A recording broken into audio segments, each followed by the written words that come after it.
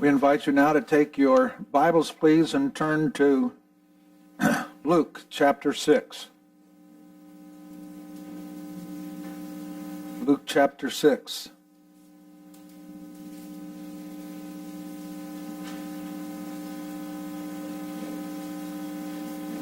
Verses 43, 44, and 45.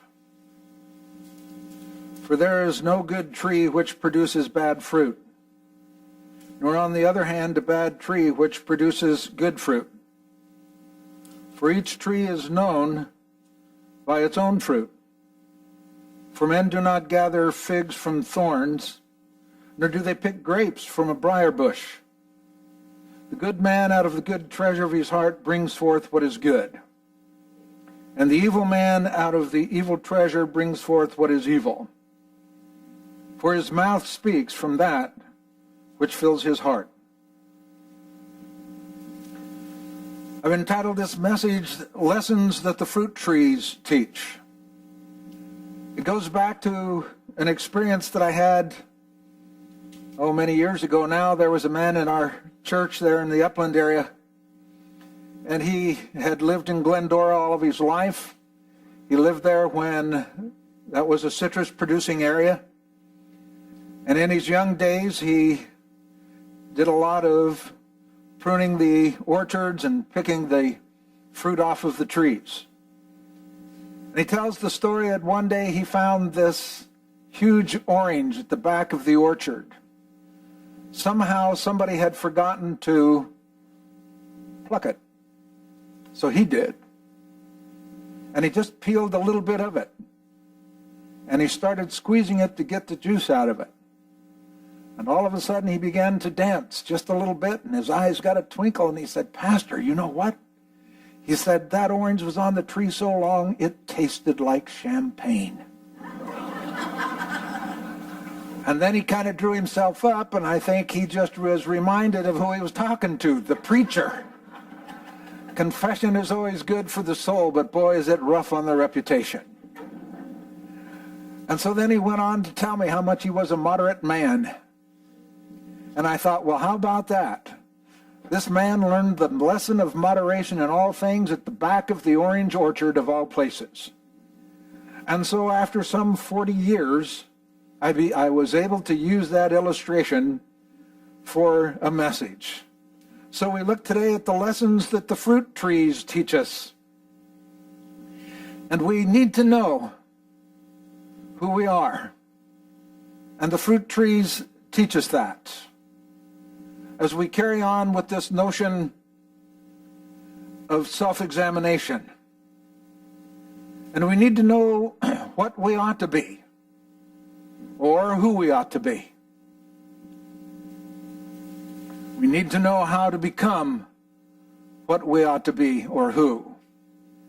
You'll be pleased to know that we'll look at only the first portion tonight, and if you get so blessed and you want to know what he did with the orange peelings, you'll have to come back tonight. So let's take a look at this matter of self-examination, keeping in mind that the non-examined life is not worth living. And it is important for us to know who we are. It's not enough to say, I am a Christian.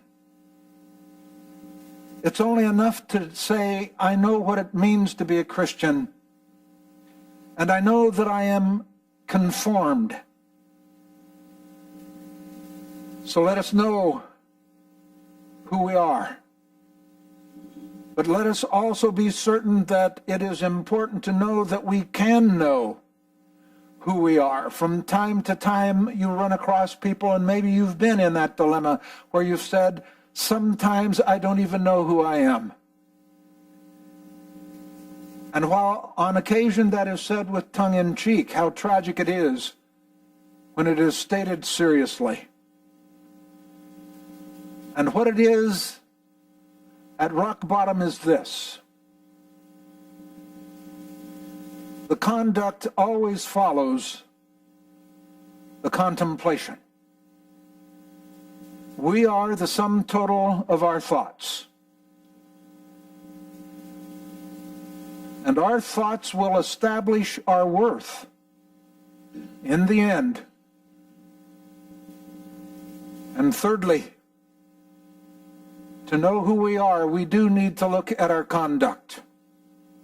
For in the end, our conduct will reveal who we are. But notice that the conduct is the consequence. The thought life is the cause. And so let's look then at this statement that we are the sum total of our thoughts. And why not? Paul in Romans chapter 6 makes it plain that our bodies are instruments. In that passage, he points out that our bodies are instruments either of righteousness or of unrighteousness.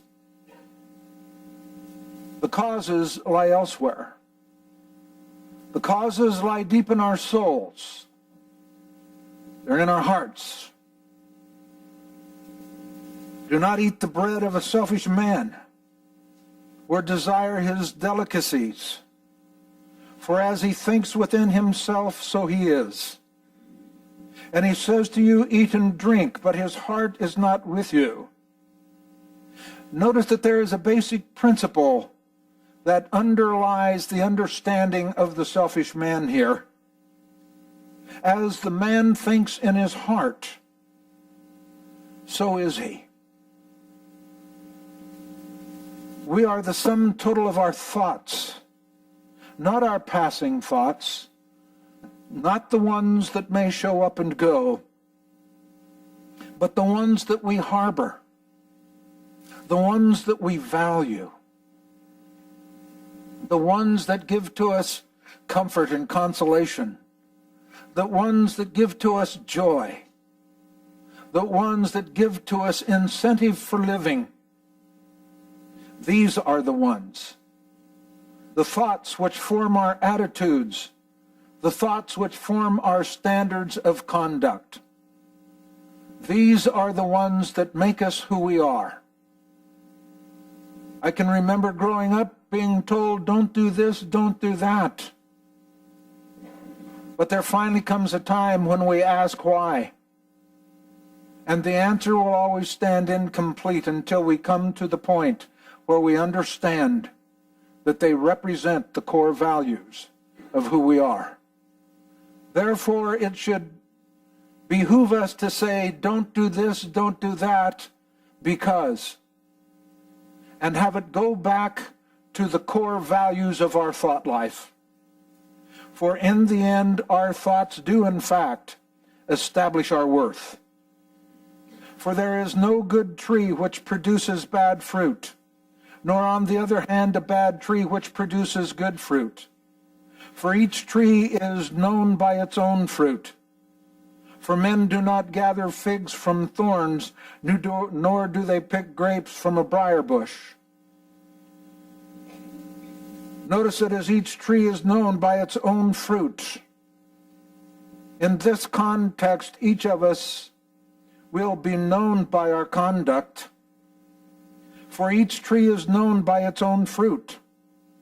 For men do not gather figs from thorns, nor do they pick grapes from a briar bush, unless you're trying to eat some pears from a prickly pear. And then I advise pulling the thorns first. It's awful hard to pull them out of the roof of your mouth. This is the voice of experience speaking to you. Just as good trees do not produce bad fruit, good thoughts do not produce bad conduct.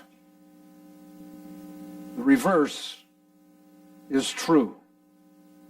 As bad trees cannot produce good fruit, bad thoughts cannot produce good conduct. Other bad thoughts may be able to veil them for a while, but they're still there. Good sources do not produce bad effects, and bad sources do not produce good effects. These, friends, are the laws of spiritual consistency, spiritual coherence, and spiritual non-contradiction.